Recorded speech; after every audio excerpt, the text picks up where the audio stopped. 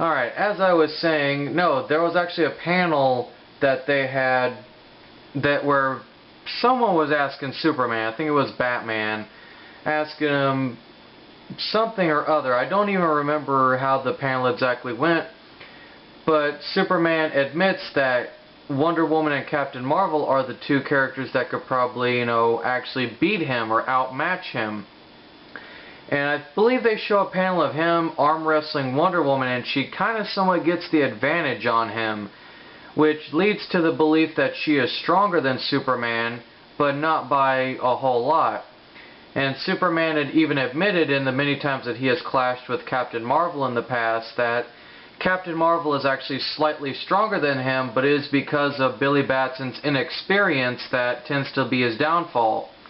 But Clark even admits that, yeah, if Billy actually gets the same experience that Diana does, he goes, yeah, then I'm pretty much screwed. Yeah. So, I always found that kind of funny, that just the way Superman kind of words that sentence.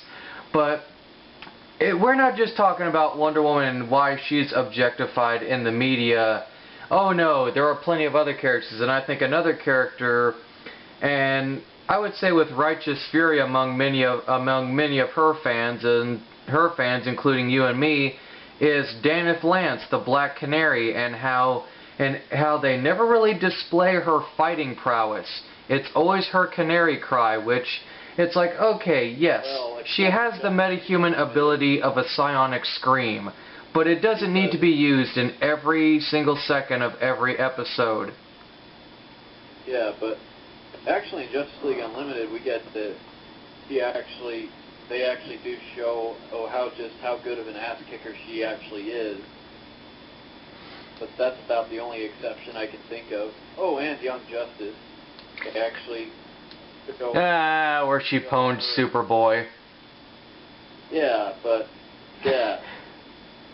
I especially love the moment in Justice League Unlimited where she's sparring with Green Arrow, and then Green Arrow gets her into an arm lock, and he says, "Okay, I'll help you out with this one thing unless you can break this lock." He goes, "Deal," and she says, "Deal." Next second. I know what you're talking about now, because the first second there I'm thinking. Yeah, you just see Ollie fly against the damn wall. Yeah, he hits the wall so hard and you see the towel just fall flat on his face.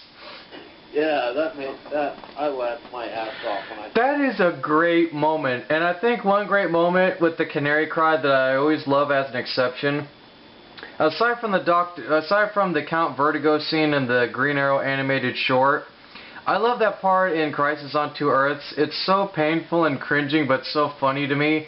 It's just that part when she walks up to one of the evil doppelganger, like Marvel family members, and she just walks right up to his ear and just goes, "Hey, you want to hear a secret?" and just screams right in his ear, and you just see him fly headfirst into like the glass of the watchtower and is just KO'd.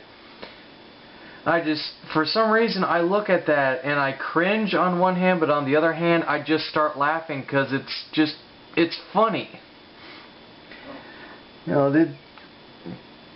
But I think what really, and I think one character, and it's taboo for me to talk about her, but I got to, and that is the Huntress, a character who I would say. Did you know that in the Silver Age comics, Huntress is actually the daughter of Batman and Catwoman? Yes, from an alternate future. I believe it's Earth 2. Yes, I actually knew about that. But I'm not talking, unfortunately, about Helena Wayne. I am talking about Helena Bertinelli, the current, Huntress. The one that apparently is a sex panther. Mob hunter, as you so lovingly call her. I call her the mob hunter, the mob killer, whatever. But I call her the sex panther, too. I gotta say, ever since I watched your video and I saw that, I always thought that was a cool moniker for her, actually, the mob hunter. The mob hunter? Yeah, I always thought.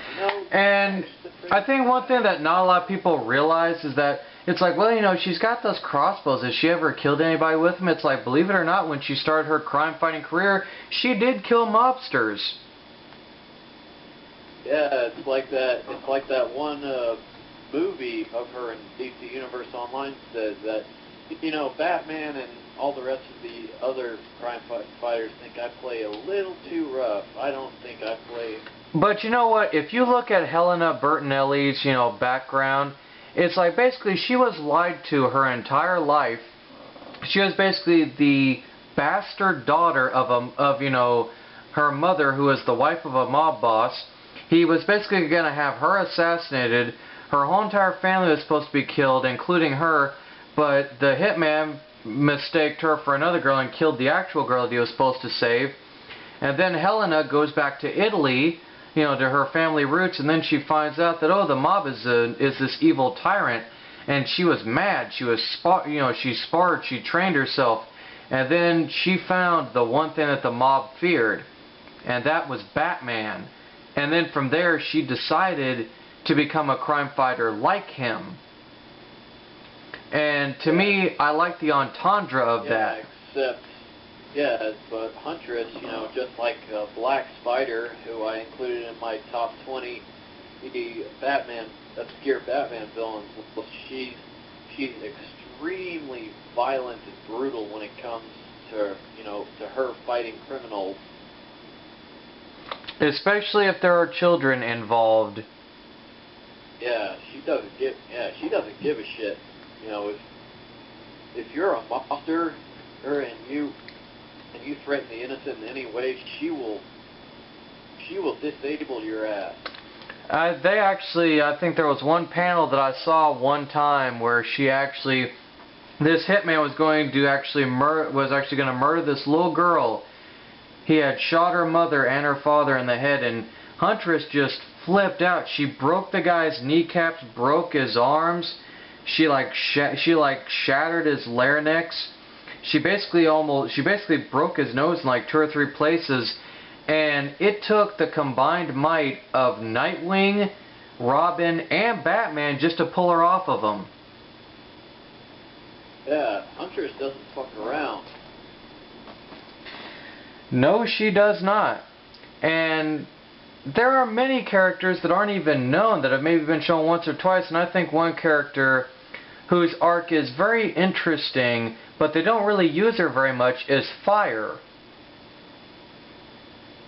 Now, for those of you who don't know who Fire is, she was that Brazilian chick, and she was that Brazilian chick in Justice League Unlimited that the Flash had a crush on. She was that girl who could, basically, she was like a female version of the Human Torch, but instead of having like orange flame, she was like this bright green color. You know, another female character I actually have that I like a whole lot is Scarlet Witch. Scarlet Witch. Yes, Magneto's daughter. I think one character that was arguably one of the most powerful mutants in the entire